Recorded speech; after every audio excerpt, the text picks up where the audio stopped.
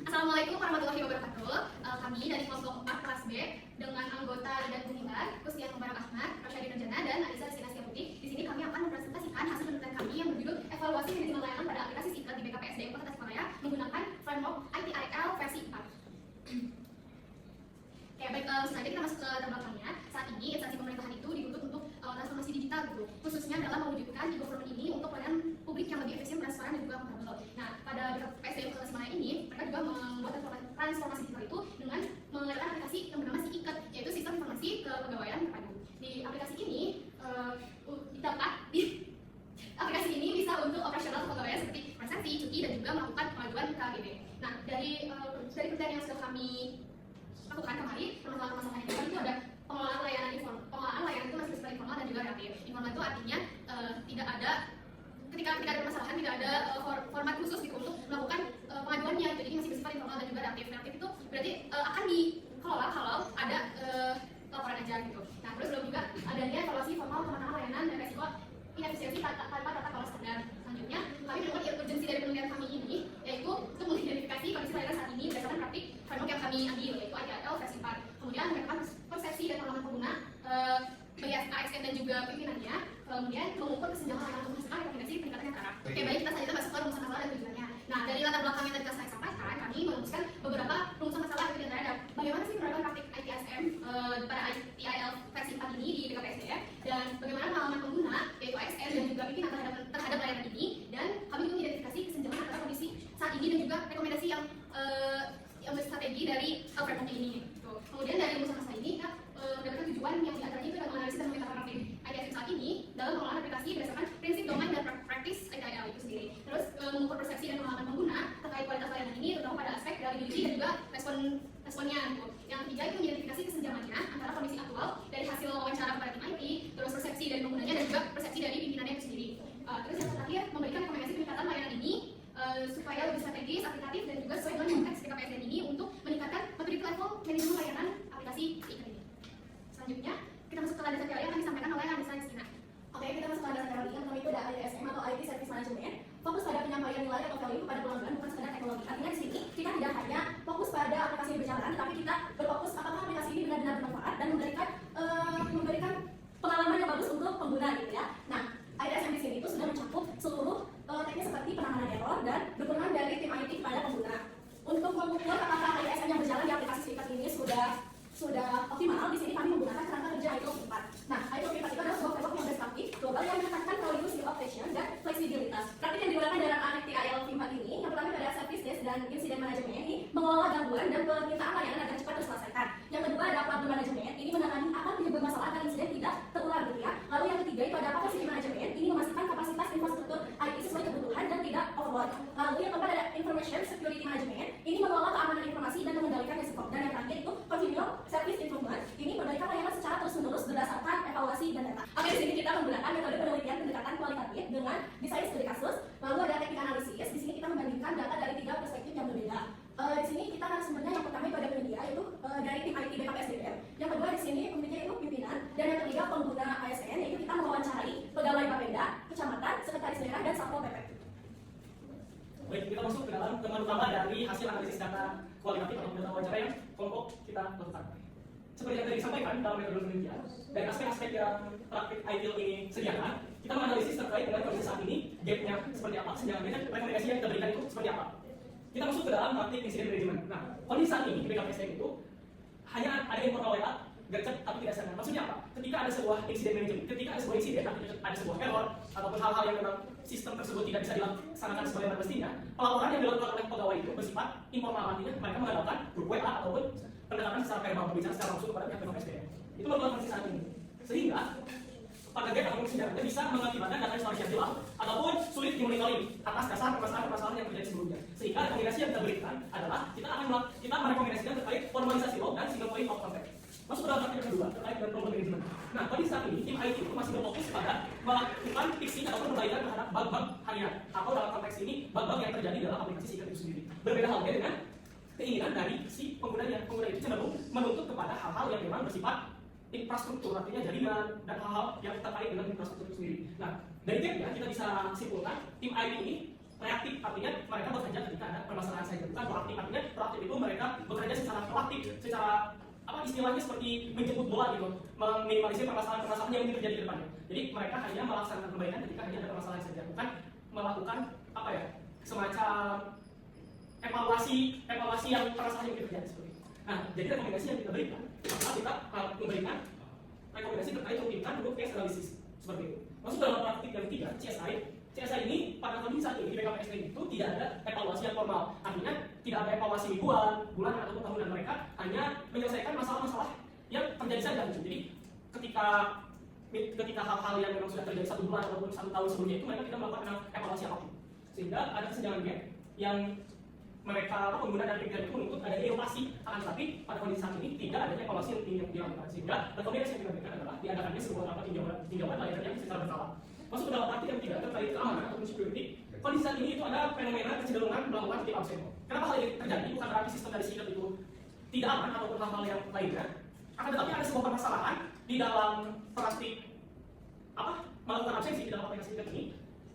Location itu dikunci pada radius 200 meter. Artinya, ketika ada pegawai yang ingin melakukan absensi di luar dari radius 200 meter itu sendiri, mereka tidak bisa melakukan absensi. Nah, yang menjadi sebuah permasalahan adalah di dalam kepegawaian di Kota Tasikmalaya itu ada sekretaris daerah yang fokusnya kepada keprotokoleran. Artinya, mereka itu harus mengikuti wali kota ataupun jajaran pemerintahan terkait yang memang mengharuskan untuk berada di luar, sehingga ketika mereka diharuskan untuk melakukan absen, mereka tidak bisa melakukannya karena memang sedang berada di luar jangkauan kantor dari Balai Kota Tasikmalaya itu sendiri. Sehingga atas permasalahan tersebut mereka mengakalinya dengan melakukan titip absen pada pegawai yang berada di kantor itu sendiri.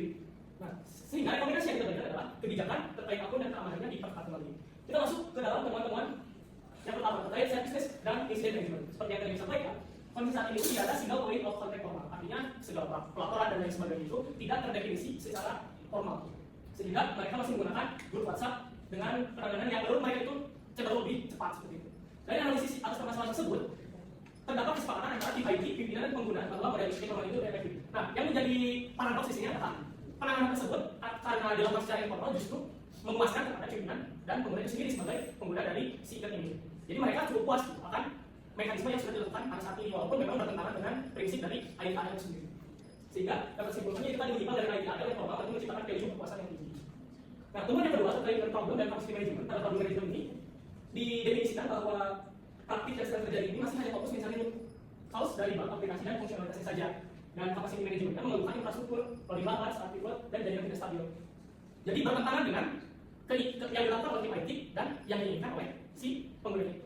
Sehingga ini ada gap efisiensi prioritas manajemen memperbaiki bug dan prioritas dari pengguna sebagai capacity management itu pada infrastruktur. Next. Nah, kemudian yang ketiga terkait information security management, seperti harapan dari para pengguna itu dihadirkannya fitur seperti face recognition, karena pada saat ini penggunaan dari aplikasi sikat ini masih menggunakan face detection saja, sehingga bisa diakali dengan menggunakan foto ataupun hal yang lain sebagainya. Nah, masalahnya itu yang tadi seperti sudah saya sampaikan ada kebijakan kunci di 200 meter itu terlalu kaku untuk petugas yang memang kebanyakan berada di lapangan. Sehingga gap analisisnya memicu resiko yang tidak itu yang justru merupakan integritas dari data keamanan di aplikasi sikat. Dan yang terakhir terkait problem management dan continual service improvement. Problem management ini dimana itu sibuk memperbaiki bug sehari-hari, dan continual service improvement itu dapat ini terputus secara formal, tidak ada evaluasi rutin dan tambahan pemeliharaan. Ini menjadi ironia karena memang aplikasi ini digunakan oleh seluruh kepegawaian di Kota Tasikmalaya, akan tetapi tidak adanya evaluasi rutin karena memang berkaitan erat dengan anggaran yang tidak ada. Sehingga gap yang bisa kita definisikan adalah ini masih terjebak dalam hal yang teknis, dan pimpinan menuntut inovasi seperti penggunaan sikat ini bisa digunakan pada perangkat iOS karena memang saat ini masih hanya bisa digunakan pada perangkat Android. Seperti itu. Next. Kesimpulannya, baik, sekarang kita masuk pada kesimpulan dari keseluruhan dari pembahasan yang tadi. Yang pertama, ada efektivitas informal. Nah, jadi di BKPSDM ini sudah efektif, cuman hanya saja bersifat informal dalam pelaporannya. Seperti tadi yang telah disebutkan, bisa melalui WA atau bisa melalui lisan secara langsung. Nah, yang kedua, ada ketidakselarasan prioritas. Nah, dari tim IT BKPSDM sendiri, prioritasnya itu memperbaiki bug sehari-hari itu. Namun, pengguna sebenarnya lebih butuh untuk kapasitas manajemennya. Nah, di sini ada ketidakselarasan prioritas. Yang ketiga, ada paradoks keamanan. Seperti yang telah disebutkan tadi, bahwasanya di BKPSDM ini untuk absensi itu hanya bisa dilakukan dalam radius 200 meter. Nah, sedangkan ada sebagian pegawai yang diharuskan untuk tidak berada di lokasi BKPSDM. Nah, sehingga pegawai-pegawai tersebut yang notabene itu mereka sedang kerja, cuma hanya saja harus melakukan titip absen seperti itu. Nah, titip absen ini bisa menimbulkan risiko keamanan. Nah, yang keempat, stagnansi inovasi. Putusnya continuous service improvement menghambat dari realisasi inovasi strategis. Jadi karena seperti yang telah disebutkan tadi, karena tidak adanya rapat rutin untuk inovasi seperti menyediakan aplikasi di iOS dan e-wallet juga, dan menyediakan e-wallet di aplikasi juga, itu terhambat karena itu tadi tidak adanya rapat yang rutin. Selanjutnya kepada untuk rekomendasi strategisnya, yang pertama pencatatan hybrid. Sebenarnya sudah baik itu yang sudah dilakukan oleh BKPSDM untuk mempertahankan WhatsApp sebagai media untuk pelaporan, namun mungkin bisa ditambah dengan login sederhana untuk data historis supaya datanya itu ada gitu. Jadi permasalahan-permasalahan yang sudah ada di BKPSDM itu tercatat dan itu nanti bisa dijadikan sebagai evaluasi untuk kedepannya. Yang kedua, fokus pada infrastruktur. Nah, geser ke capacity planning untuk atasi loading lambat. Jadi rekomendasinya kepada tim IT dari BKPSDM untuk berfokus pada infrastrukturnya, karena banyak pengguna seperti yang disebutkan tadi lebih membutuhkan dari infrastruktur seperti loading yang lambat itu merupakan keresahan dari pengguna. Selanjutnya yang ketiga yaitu fleksibilitas kebijakan. Nah, untuk yang tadi harusnya ada dispensasi bagi petugas atau pekerja yang diharuskan untuk berada di luar jangkauan BKPSDM. Nah, yang keempat ada reaktivasi CSI, yaitu BKPSDM diharapkan untuk mengalokasikan anggaran untuk pemeliharaan dari sistem ini dan untuk inovasi dari sistemnya. Cukup sekian dari presentasi dari kelompok kami. Terima kasih atas perhatiannya. Mungkin untuk yang ingin bertanya boleh ajukan tangan.